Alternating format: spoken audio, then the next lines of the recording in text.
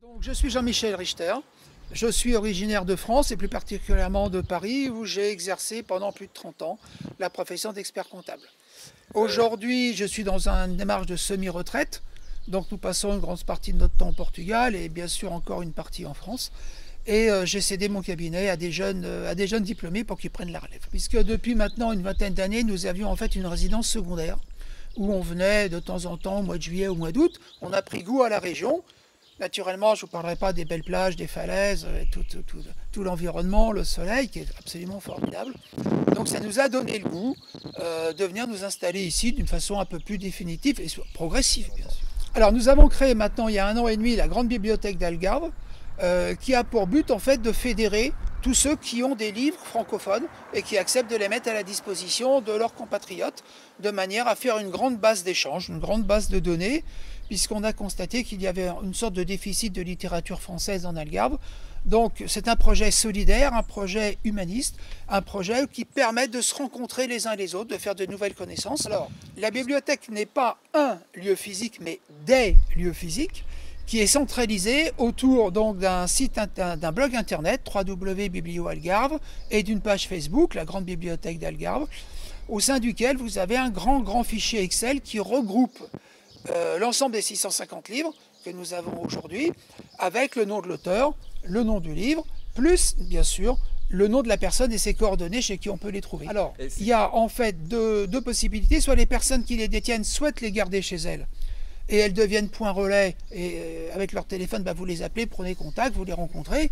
Ça peut d'ailleurs augmenter votre réseau relationnel d'amis, qui est une superbe opportunité.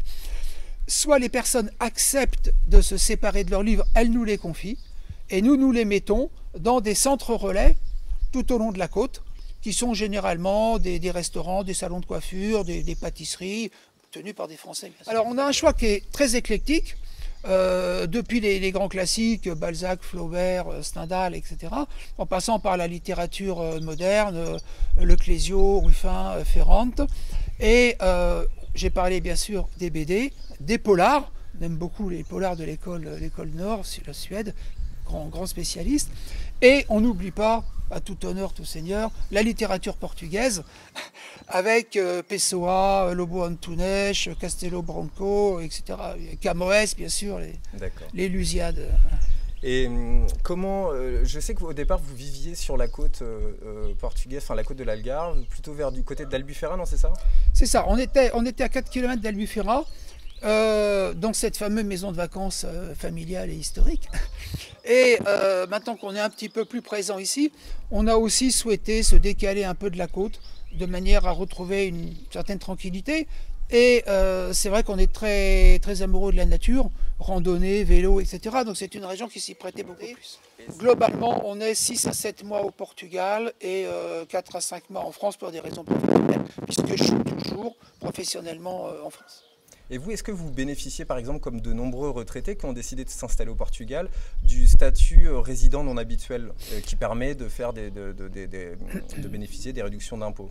Alors, en ce qui me concerne personnellement, mais je suis un petit peu un cas à part, non, puisque je suis encore fiscalisé en France, je suis co-gérant de ma société en France, j'ai mes revenus en France, mon appartement à Paris, donc je ne suis pas concerné, en fait je suis ici touriste. Voilà. Donc, maintenant, le problème du RNH pour les vrais retraités qui s'installent est une option, mais avant de la choisir, il faut bien regarder le problème d'une manière globale. C'est vrai qu'il y a cette économie d'impôt, mais à côté de ça, n'oublions pas que si l'on garde sa résidence principale en France qui devient secondaire, on a une augmentation au moins de 100% de la taxe d'habitation, de la taxe foncière. Donc il y a tout un calcul à faire avec d'autres petites subtilités qui ne sont pas forcément très agréables. Donc il y a des doublons.